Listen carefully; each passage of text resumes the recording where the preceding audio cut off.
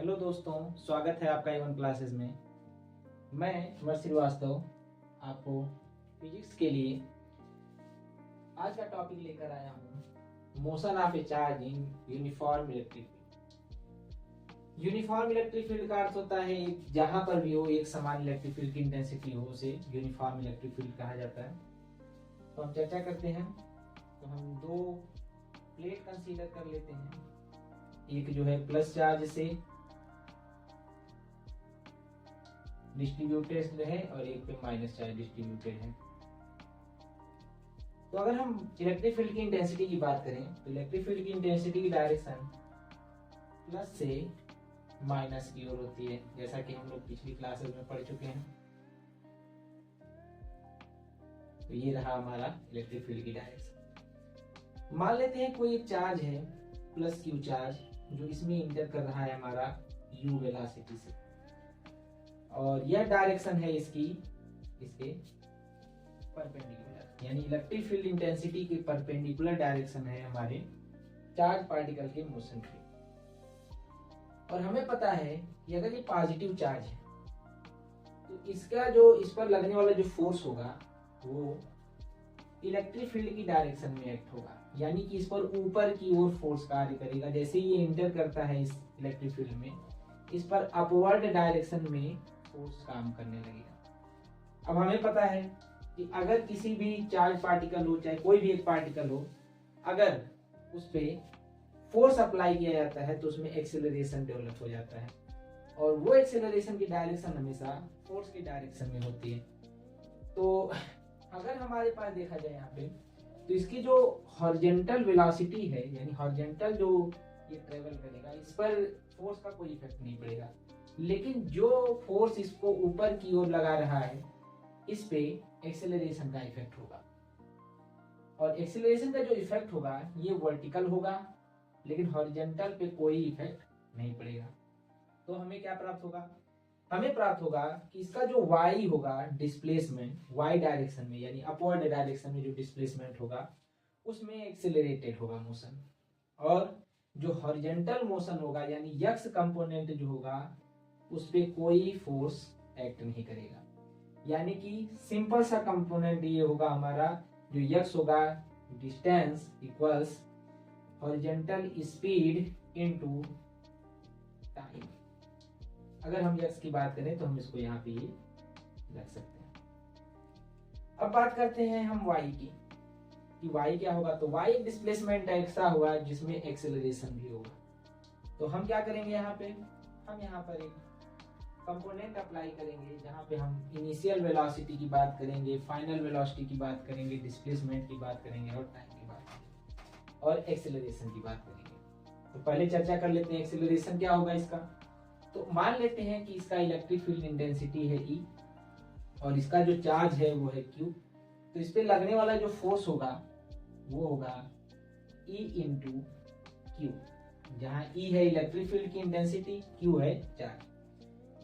और हमें ये पता है according to Newton's law, Newton's second law, F equals m into A, where m is the mass and A is the acceleration। तो हम यहाँ पे F की जगह पे m into A रख सकते हैं। तो हमें क्या प्राप्त होगा? तो हमें प्राप्त होगा F equals ma equals E into Q। तो हम यहाँ से A की वैल्यू निकाल सकते हैं EQ अपॉन F। ये जो रिलेशन हमें प्राप्त हुआ है A की वैल्यू, ये हम अप्लाई करेंगे अपने उन इक्वेशंस पे जो मोशन से रिलेटेड है। मोशन से रिलेटेड इक्वेशंस क्या क्या हैं चर्चा करते हैं।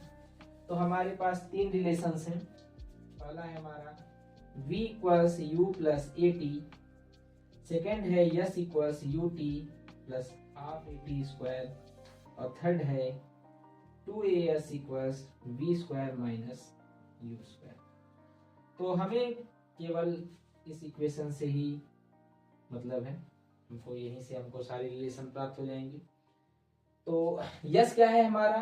डिस्प्लेसमेंट है, वही डिस्प्लेसमेंट है जो y डायरेक्शन में हमने y कंपोनेंट माना था। u क्या है, तो u बात करते हैं वर्टिकल कंपोनेंट ऑफ वेलोसिटी की। तो वर्टिकल कंपोनेंट ऑफ वेलोसिटी हमारा हो जाएगा 0, क्योंकि यह perpendicular to the electric field intensity work कर रहा है।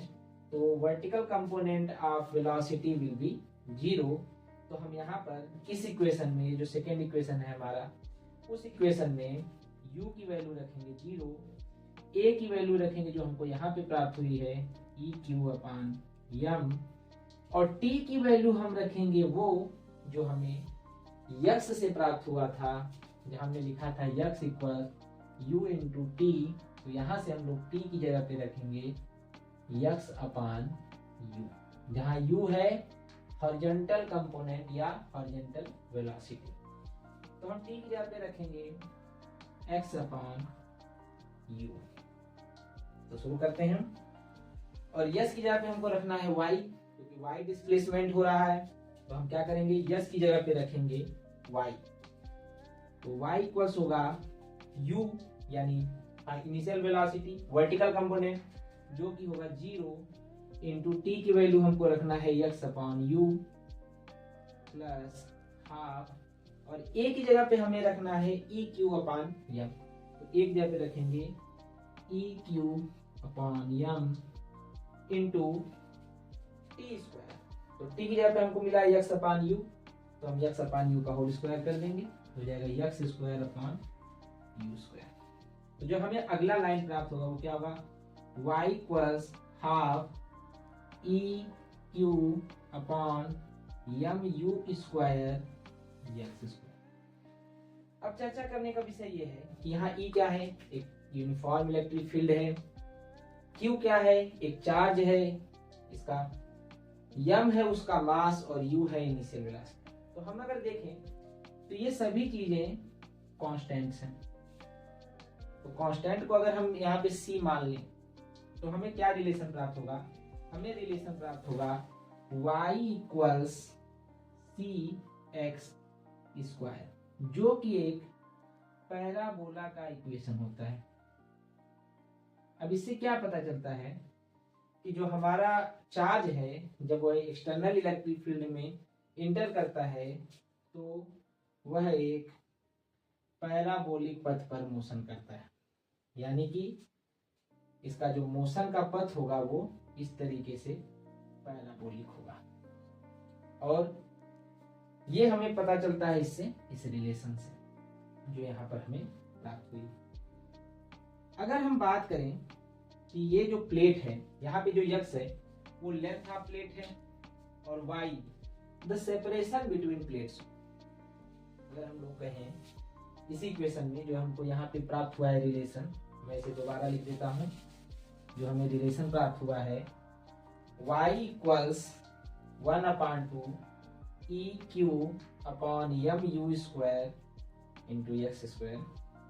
यहाँ पर अगर ये y अगर द सेपरेशन बिटवीन प्लेट्स हो और x जो हो वो हमारा लेंथ ऑफ द प्लेट हो, तो हमको ये जो रिलेशन प्राप्त होगा वो क्या प्राप्त होगा, तो प्राप्त होगा h इक्वल्स, h है सेपरेशन यानी height, half EQ/mu² into L², जहाँ L क्या है, लेंथ ऑफ द प्लेट है। ये हमको एक रिलेशन प्राप्त होता है। अगर ये बात एक चार्ज इलेक्ट्रॉन की बात करेगा तो वहां पे हम लोग Q की जगह पे E रख देंगे, और मास की जगह पे रखेंगे Me यानी मास ऑफ इलेक्ट्रॉन। तो अगर हमारा ये जो चार्ज है, अगर ये इलेक्ट्रॉन है तो हम Q की जगह पे स्मॉल e का प्रयोग करेंगे, और M की जगह पे मास ऑफ इलेक्ट्रॉन का यूज कर लेंगे, तो हमें ये रिलेशन प्राप्त होगा। तो हम यहाँ से H और L² में रिलेशन फाइंड कर सकते हैं, और ये हमारा पथ पता चलता है इससे कि ये एक पैराबोलिक पथ पे मोशन करेगा। अगले अब स्टेप हम पढ़ेंगे मिलिकन ऑयल ड्रॉप एक्सपेरिमेंट के बारे में और उससे संबंधित क्वेश्चंस। तो चर्चा करते हैं मिलिकन्स ऑयल ड्रॉप एक्सपेरिमेंट की। मिलिकन्स ऑयल ड्रॉप एक्सपेरिमेंट क्या होता है हम समझते हैं। यहाँ पे हम रिलेशन देखेंगे इसके बारे में, जो हमारी ग्रेविटी एक्ट करती है, यानी किसी पार्टिकल पे जो ग्रेविटी होता है इसकी वजह से नीचे की ओर फोर्स अप्लाई होता है, और इलेक्ट्रिक फील्ड की बात करेंगे, इलेक्ट्रिक फोर्स की बात करेंगे जो उस डायरेक्शन में लगता है जो प्लस से बाहर की ओर माइनस में अंदर की ओर कार्य करता है। तो आज हम उन दोनों के बीच में रिलेशन स्टडी करेंगे with the help of Millikan's oil drop experiment. इन्होंने क्या किया था, इन्होंने किसी एक पार्टिकल को जिसे चार्ज कर दिया गया था उसे ग्रेविटी के अगेंस्ट किसी इलेक्ट्रिक फील्ड में रख करके उस पे उपस्थित चार्ज की वैल्यू फाइंड की गई थी। कैसे किया गया था ये, इसको समझने की कोशिश करते हैं। तो सबसे पहले हम एक बात करते हैं बैलेंस फोर्स की। बैलेंस फोर्स क्या होता है? मान लेते हैं कि एक पार्टिकल है, ये ऑब्जेक्ट है जिसपे 10 न्यूटन का फोर्स इस डायरेक्शन में ऐड कर रहा है और 10 न्यूटन का फोर्स इस डायरेक्शन में। तो हमें पता है इसका जो रिजल्टेंट फोर्स होगा वो होगा F net इक्वल्स 0। इस कंडीशन को हम कहते हैं बैलेंस कंडीशन। इसी तरीके से अगर कुछ ऐसा हो जाए कि कोई एक पार्टिकल है जो चार्ज भी है और जिसका मास भी है, मास की वजह से इस पे ग्रेविटी फोर्स लगेगी नीचे की ओर जिसे बोलेंगे mg, mass into acceleration due to gravity.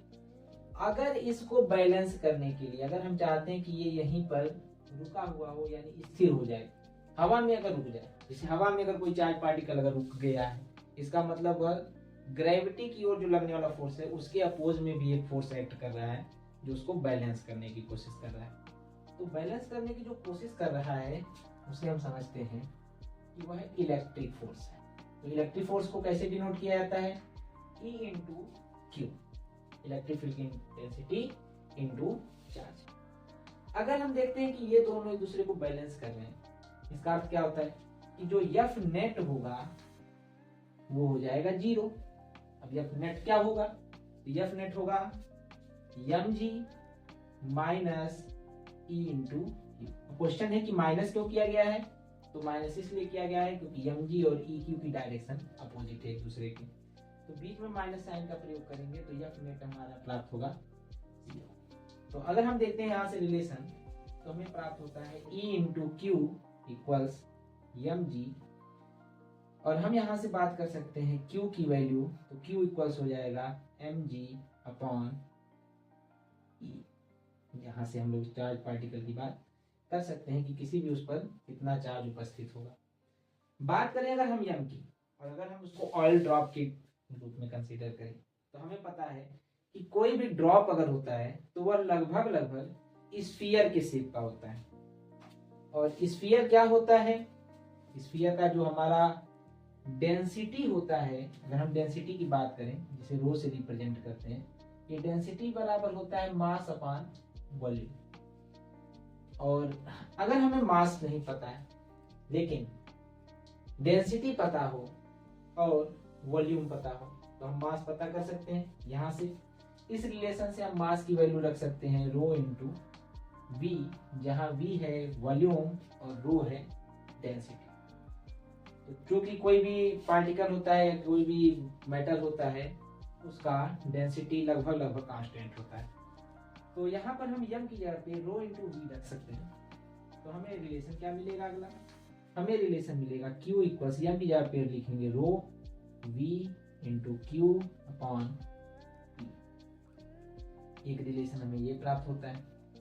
अगर हमको वॉल्यूम पता है, क्योंकि हमको पता है वॉल्यूम जो होता है v इक्वल्स होता है 4/3 pi r cube, where r is the radius of the sphere.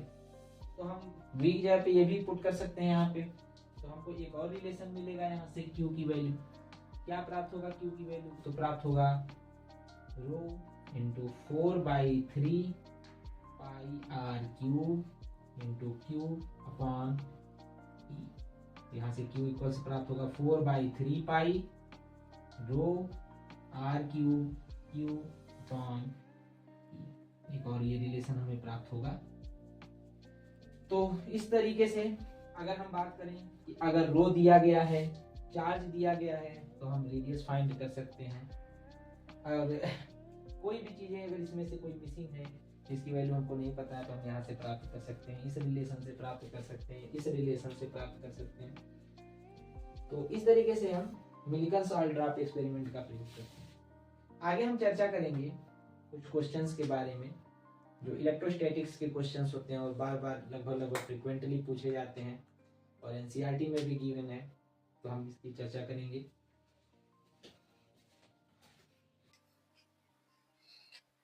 तो हमारे पास एक क्वेश्चन है, the electrostatic force on a small sphere, यानी छोटा सा स्फीयर है, of charge 0.4 microcoulomb due to another small sphere minus 0.8 microcoulomb in air is 0.2 newton. यानी दो चार्ज के बीच लगने वाला फोर्स हमें दिया गया है, दोनों चार्ज हमें दिया गया है। हमसे पूछ क्या रहा है, what is the distance between the two charge या टू स्फीयर, और दूसरा क्वेश्चन है what is the force on the second sphere due to the first. तो सबसे पहले हम फिगर आउट कर लेते हैं इसको कि किस तरीके से है। तो एक चार्ज पार्टिकल है, दूसरा चार्ज पार्टिकल यहाँ पर है, एक है 0.4 माइक्रोकूलम, माइक्रो का मतलब होता है 0.4 into 10 to the power -6 coulomb, और दूसरे पे है -0.8 माइक्रोकूलम है, इसको भी हम लोग लिख सकते हैं 10 टू द पावर -6 कूलम। इतना चार्ज रखिए। इनके बीच का जो डिस्टेंस है वो हम r मान लेते हैं, इनके बीच में r डिस्टेंस है और यही हमें कैलकुलेट करना है। और इनकी वजह से जो हमारे पर फोर्स पर एक्ट कर रहा है इनके ऊपर, तो वो है F इक्वल्स 0.2 न्यूटन। अब हमको r की वैल्यू फाइंड करनी है। तो हमें पता है as we know F equals Coulomb's law के अकॉर्डिंग होता है K Q1 Q2 upon R square. तो F इक्वल्स होगा, K की वैल्यू हमें पता है 9 into 10 to the power 9 newton metre square पर कूलम स्क्वायर होता है, इंटू Q1 की वैल्यू दिया है 0.4 into 10 to the power -6 coulomb, into Q2 की वैल्यू दिया है 0.8 into 10 to the power -6 coulomb upon R square. अगर हम बात करें तो ये फोर्स हमको दिया गया है ऑलरेडी, तो ये फोर्स कितना दिया गया है, ये फोर्स दिया गया है 0.2 न्यूटन।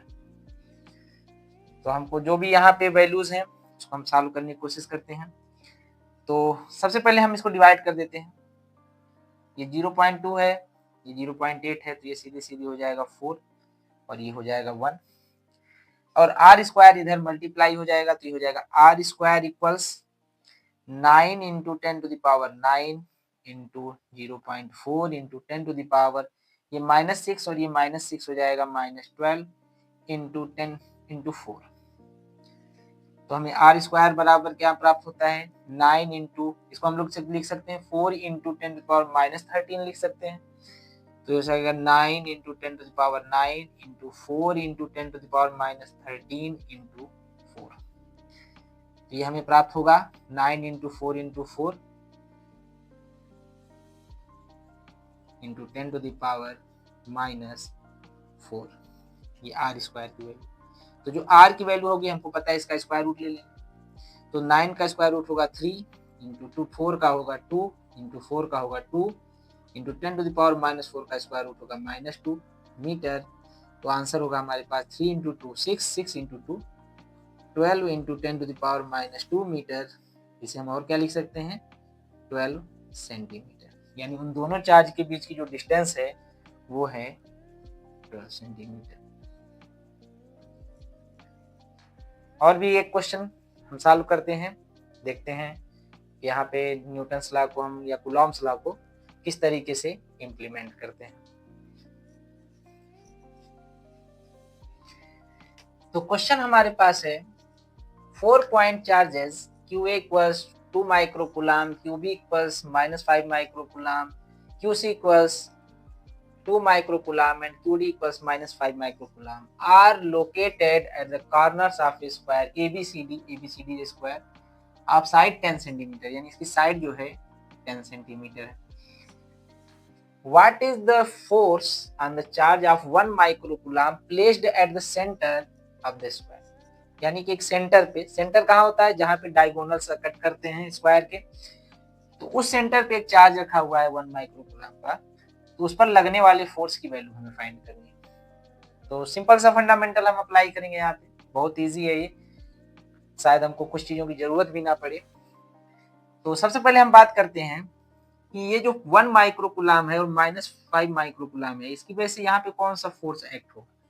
तो हमें पता है कि ये माइनस चार्ज है, ये प्लस चार्ज है, इसकी वजह से फोर्स ऑफ अट्रैक्शन काम करेगा, जो कि यहाँ पे हमारा F1 मान लेते हैं इसको, तो ये F1 कार्य करेगा इस तरीके से। और इन दोनों के बीच में भी फोर्स ऑफ अट्रैक्शन काम करेगा, उसको F2 मान लेते हैं हम, तो ये हमारा कार्य करेगा F2। अब इन दोनों के बीच की फोर्स की बात करें, जो यहाँ पे दो फोर्स हैं, इनके बीच में देखते हैं दोनों पॉजिटिव चार्ज हैं, यानी दोनों के बीच में फोर्स ऑफ रिपल्सन काम करेगा, जो कि बाहर की ओर काम करेगा, इसको F3 मान लेते हैं।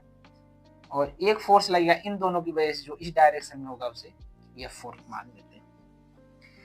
और अगर हम बात करें इसके डिस्टेंस की, तो हम R कंसीडर कर लेते हैं। हम R की वैल्यू भी फाइंड कर सकते हैं with the help of Pythagoras theorem, लेकिन शायद हमको उसकी जरूरत नहीं पड़ेगी। तो हम शुरू करते हैं। सबसे पहले हम F1 फाइंड कर लेते हैं।